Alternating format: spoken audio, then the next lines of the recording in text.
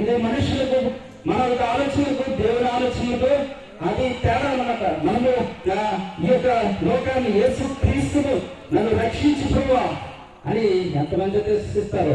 పేతురైతే అంటా ఉన్నాడు, నన్ను రక్షించు ప్రభువా, నేను మునిగిపోతా ఉన్నాను, నేను సముద్రంలో మునిగిపోతున్నాను, నన్ను రక్షించు అని కేకలు వేస్తాడు పేతురు. ఆ యొక్క వచనంలో చూసినప్పుడు ఆ యొక్క సముద్రంలో ఆ యొక్క నడవడానికి ప్రయత్నం చేస్తాడు పేతురు, మునిగిపోతాడు అన్నమాట. యేసు ప్రభువు అయితే నడిచాడు, సముద్రం మీద నడిచాడు. ఎందుకంటే సముద్రాన్ని సృష్టించింది ఆయనే, సముద్రం ఆయన మాటకు ఎవరు ఉండాలి.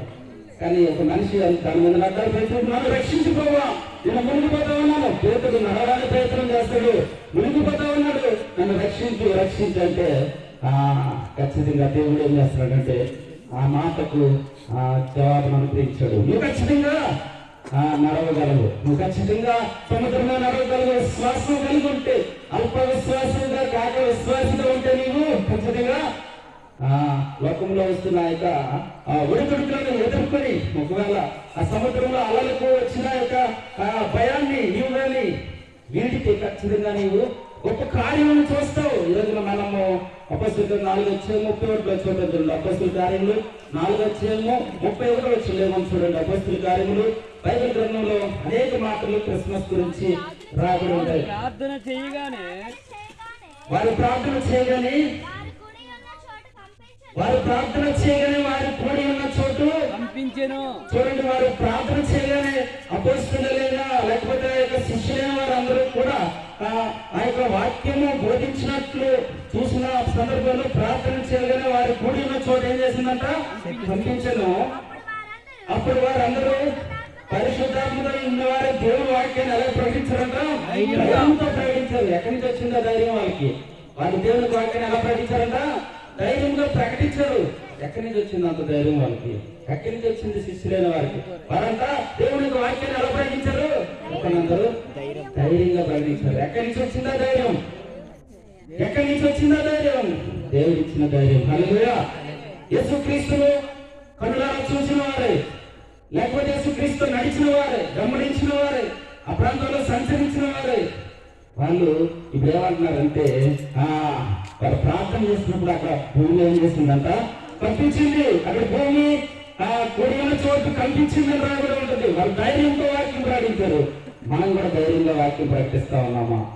నేనొక్కనే కాదు, మీరైనా సరే, ఎవరైనా సరే మనం ధైర్యం కలిగి వాక్యం ప్రకటించేవారు ఉన్నామా? ఎందుకంటే మనము సేవించుతున్న దేవుడు, మనము పూజిస్తున్న దేవుడు, లేదా మనము గైకొనిన దేవుడు, ఆయన ఖచ్చితంగా మనకు ధైర్యాన్ని కలుగు చేస్తూ ఉంటాడు. హల్లెలూయా. 2 తిమోతి 1:7 ఉంటుంది. ఆయన 2 తిమోతి 1:7 మీరు ఒక మాట చూస్తే చూడండి. 2 తిమోతి 1:7 పేజీలో చెప్పండి. 2 తిమోతి 1:95 పేజీలందరూ 2 తిమోతి 1:7 2 తిమోతి 1:7 చూడండి. దేవుడు శక్తియు ప్రేమయు ఇంద్రియ నిగ్రహము గల ఆత్మనే ఇచ్చిన గాని పిరికితనము గల ఆత్మ మనకు ఇయ్యలేదు. హల్లెలూయా. ధైర్యం కలిగిన వారు, పిరికితనము గల ఆత్మ మనకు దేవుడు ఇయ్యలేదు. ఎవరైనా క్రైస్తవ విశ్వాసులుగా ఆయన పుట్టకపోతేనే ధైర్యం వచ్చింది మనకి. ఒకవేళ ఆయన పుట్టకపోతే మనకు ధైర్యం లేదేమో. ఒకవేళ ఆయన పుట్టకపోతే మనకు ఈ రోజున మీ అందరికి వచ్చేవారా? ఆయన పుట్టకపోతే క్రైస్తవమే లేదు, ఆయన పుట్టకపోతే రక్షణ లేదు, క్రిస్మస్ పండుగ లేదు. ఈరోజు ఆయన పుట్టాడు కాబట్టి ప్రపంచంలో ఎన్ని కోట్ల మంది ఆయన మాటను గైకున్నారు, ధైర్యంగా ఉన్నారు. పిరికితనం మొదలాత్మలు మన దగ్గర లేవు. అమెరికా దేశంలో ఒక జాన్ లెస్లీ అని ఒక ఆమె ఉన్నదంట. ఆమె తన యొక్క జీవితంలో నిజంగా జరిగిందే. ఆమె తన జీవితంలో అన్ని ఉన్నాయి. ఆమెకు డబ్బు ఉంది, డబ్బు కంటే ఆమెకి ఎక్కువ అందం ఉందంట. ఈ రెండు కూడా ఉన్నాయంటే ఇక్కడ లోకంలో ఆమె ఎవరు కూడా ఆపలేరు. ఎందుకు డబ్బు ఉంది, అందం ఉంది, రెండు ఉన్నాయి. అయితే జాన్ లెస్లీ అన్న ఆవిడ ఆ యొక్క తన యొక్క జీవితాన్ని ఏదైనా నేను అలాగనే జీవిస్తాను, నాకు ఎవరు అవసరం లేదు, నాకెవరు అవసరం లేదు, నా సొంతంగానే నేను ఉండగలను, నేను సొంతంగానే జీవిస్తాను, నాకు ఇంకొక తోడు అవసరం లేదు అంటే ఇంకొక తోడు అంటే అర్థము దేవుడే. దేవుడు నమ్మినాడు. యేసు ప్రభువును గైకొన్న మనిషే, కానీ దేవుణ్ణి విశ్వసించేది కాదు. ఆమె దేవుణ్ణి తెలుసుకున్నది క్రైస్తవురాలే, కానీ క్రైస్తవాన్ని పక్కన పెట్టింది. ఎందుకంటే తన యొక్క ప్యాషన్, మంచి పదం అక్కడ వచ్చింది. ఆ ప్యాషన్ అనేది ఏంటండి, లోకంలో తన యొక్క డబ్బు లేకపోతే తన యొక్క జీవితంలో ఆ యొక్క ప్రయాణిస్తున్న విధానము చాలా అధికంగా ఉంది. కొత్త కారు కనబడితే కొనేస్తుంది అనమాట. ఎన్ని లక్షలైన కొత్త మోడల్ వస్తే తన జీవితంలో రాయబడింది 68 కార్లు కొన్నదట. ఎన్ని 68 కారు కొన్నది చచ్చిపోతాం మనం, కానీ ఎన్ని 68 కార్లు అంటే ఎంత ఆనందించడానికి ప్రయత్నం చేసింది. తన జీవితంలో అనేకమైన ప్రాంతాల్లో తన యొక్క జీవితాన్ని ఆ యొక్క గడుపుతున్న దినాల్లో పెళ్లి చేసుకుంది. 3 ఏళ్ళు ఉందంట పెళ్లి, విడిపోయింది. పెళ్లి కూడా ఆమెకు కంట్రోల్ కాల. ఆమె ఈ యొక్క కార్యములు చేస్తున్న సందర్భంలోనే ఆమెకు ఒక కరపత్రిక కారులోనే ఉండే అన్నమాట. అంటే దేవుని కరపత్రికలు మనం ఎక్కడైనా వెళ్తే మనం కొంటాం కదా, సిలువ గుర్తులు, ఇంకా ఇవన్నీ కూడా మనం క్రైస్తవులు ఉన్నప్పుడు కొంటా ఉంటాం. ఆమె కూడా కొన్ని కరపత్రికలు లాంటివి, కొన్ని పుస్తకాలు తన కారులో ఉండేవి, కానీ ఎప్పుడు వాటిని పట్టించుకునేది కాదు. కొన్నాళ్ళు పోయిన తర్వాత తన జీవితము వెనక్కి వెళ్ళడం మొదలవుతా ఉంది. తన జీవితంలో తన అనుకున్న విధంగా జరగట్ల, రోజు రోజుకి పతనం అయిపోతుంది. భర్త స్మిత్ అనే ఒక అతను అనమాట, అతను కూడా ఈమె దగ్గర లేడు. అటువంటి సందర్భంలో ఒంటరి అయిపోయింది, ఒంటరితనంగానే ఉంది, వయసు పెరుగుతూ ఉంది, ఒంటరితనం బాధిస్తూ ఉంది. ఆ యొక్క ఏ సందర్భంలో ఆమెకు అనేకమైన ఇబ్బందులు ఆ యొక్క ప్రాంతంలో ఆమె చవి చూస్తూ ఉంది.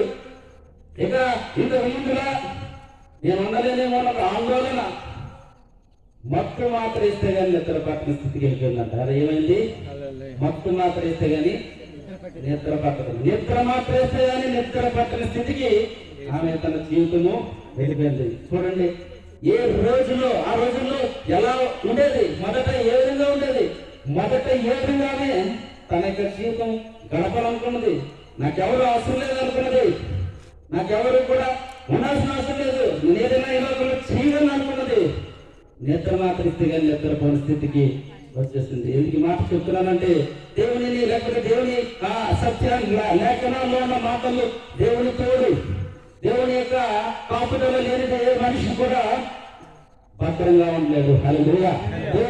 దేవుని యొక్క సన్నిధానంలో యేసు క్రీస్తుని కలిగి ఉన్న మనము, క్రీస్తును కలిగి ఉన్న మనుషులుగా ఎవరైనా సరే యేసు ప్రభు వారు రక్షకులను స్వీకరించాలి. తోడు కావాలి మనకి, ఒక దేవుడు మనకు ఉండాలి. ఆ దేవుడు ఒక సర్వశక్తిమంతుడే ఉండాలి, ఒక జ్ఞానం ఇచ్చేవాడిగా ఉండాలి, నేను చెప్పిన వివేచన ఇచ్చే వాడిగా ఉండాలి. ఇవన్నీ క్వాలిటీస్ లోకంగానే ఉన్నాయి. ఆయన యేసుక్రీస్తు వారి గట్టిగా చెప్పలు జీవితంలో కొన్నాళ్ళకి అర్థమవుతుంది. ఎప్పుడు చూడని పుస్తకము కరపత్రిక వైపు ఆమె కళ్ళు వెళ్తా ఉన్నాయి. హల్లెలూయా. ఆ కరపత్రిక వైపు తన కళ్ళు వెళ్తా ఉన్నాయి. అక్కడ కారులో వెళ్తున్నప్పుడు ఎప్పుడు చదవని, లేకపోతే ఆ యొక్క కరపత్రికలను చదవడానికి ఆమె ఇష్టపడుతుంది. దేవుని దగ్గరికి రావడానికి ఆమె ముందుకు వెళ్తా ఉంది. ఎప్పుడు ఆమె చిన్నతనంలో చూసింది అవన్నీ కూడా మళ్ళా చదువుతూ ఉంది. ఇప్పుడు మనం చదివిన తిరిగి తల్లిమందుల ఆత్మను దేవుడు మనకి ఇవ్వలేదు, లేకపోతే ధైర్యం కలిగిన మాటలు, ఈ మాటలన్నీ ఆమె చదువుతుందేమో. ఆ యొక్క ఏదోగా మాదిరిగానే ఆ యొక్క మాటలు ఆమె హృదయాన్ని తాకుతూ ఉన్నాయి. ఆమె తన జీవితంలో అనేకమైన పరిస్థితుల ముందుకు వెళ్ళిన సందర్భంలో ఆమె తన యొక్క ఈ యొక్క మాటలు తాకిన సందర్భంలో ఏం చేస్తుందంటే, ఖచ్చితంగా ఆమె మారు మనసు పొందే ఒక మంచి ఆచారం లేదా ఒక మంచి విధానంలోనికి ఆమె వచ్చినది. ఖచ్చితంగా దేవుడు ప్రేమామయుడు. హల్లెలూయా. మనము ఒకవేళ ఆయన దగ్గరికి వస్తే మనము ఎటువంటి వారమైనా మనల్ని ఆయన క్షమిస్తాడు. హల్లెలూయా. మనము ఎటువంటి పరిస్థితుల్లో ఉన్నా సరే దేవుడు ఖచ్చితంగా మనల్ని ఆదుకుంటాడు. తిరిగి మరలా నూతన జీవితాన్ని, పాత జీవితాన్ని నుంచి నూతన జీవితంలో మరలా నడిపించగలడు. హల్లెలూయా. అందుకే ఈ క్రిస్మస్ పండుగలో ఉన్న గొప్ప ఆనందము ఈ ప్రజలందరికీ మనకు ఉద్దేశం ఏంటంటే ఈ యొక్క ఇటువంటి పరిస్థితిలో ఉన్నా సరే యేసుక్రీస్తు పుట్టుక ఒక మంచి మాదిరిని ఇస్తారని ఒక ఉద్దేశము ఈరోజు ప్రకటించడానికి ఎందుకు ఇష్టపడుతున్నానంటే ఆయనలో ఉన్న స్వభావం లేక యేసుక్రీస్తు ఇచ్చే ఆ యొక్క మారు మనసును పొందే గైకొనే వ్యక్తులుగా ఒకవేళ క్రైస్తవులుగా మనం ఉన్నా సరే వాటిని ఇంతకుముందు గైకొనలేమేమో, కానీ ఇప్పుడు అంటా ఉన్నాడు యేసుప్రభువు వారు, ఇదే రక్షణ దినము, ఇదే అనుకూల సమయము. ఎవరైతే యొక్క అనుకూల సమయంలో ఒకవేళ దేవుని తెలుసుకోవడానికి, దేవుని దగ్గర మరలా తిరిగి రావడానికి ఎవరైతే ఇష్టపడతారో ఆమెను దేవుడు ఖచ్చితంగా ఆమెను క్షమించాడు. ఆమె మరలా తన యొక్క జీవితంలో ఈ రోజున తన పాత జీవితము కొత్త జీవితం ఒక పుస్తకం రాసింది అమ్మాయి. ఇప్పుడు నేను చెప్పిన అమ్మాయి ఒక మంచి పుస్తకాలు నుంచి దేవుడు తెలుసుకున్న తర్వాత మరలా మారు మనసు పొందిన తర్వాత ఇంకా దేవుళ్ళనే బ్రతికింది. చచ్చేంత వరకు కూడా దేవుళ్ళలోనే ఉంది. దేవుని కొరకు సాక్షిగా ఉంటుంది. ఆమె ఇంతకు ముందులా కాకుండా ఆమె దేవుని కొరకు గొప్ప కార్యములు చేసే ఆమెగా ఈరోజు నిద్ర మాత్రం కూడా వేయకుండా నిద్ర పట్టే స్థితికి దేవుడు తీసుకెళ్ళడం. ఈరోజున దేవుని యొక్క కార్యములంతా గొప్పగా ఉంటాయి. దేవుని యొక్క కార్యములను మనం తెలుసుకోవడానికి ఇష్టపడి ఉంటే, దేవుని కార్యములు తెలుసుకోవడానికి మనము ముందుకు వెళ్ళే పరిస్థితి మన దగ్గర ఉంటే ఖచ్చితంగా మనము ఒక మంచి గొప్ప కార్యములు చేసేవారంగా ఉంటాం. ఆ యొక్క మత్తయి 11 అధ్యాయము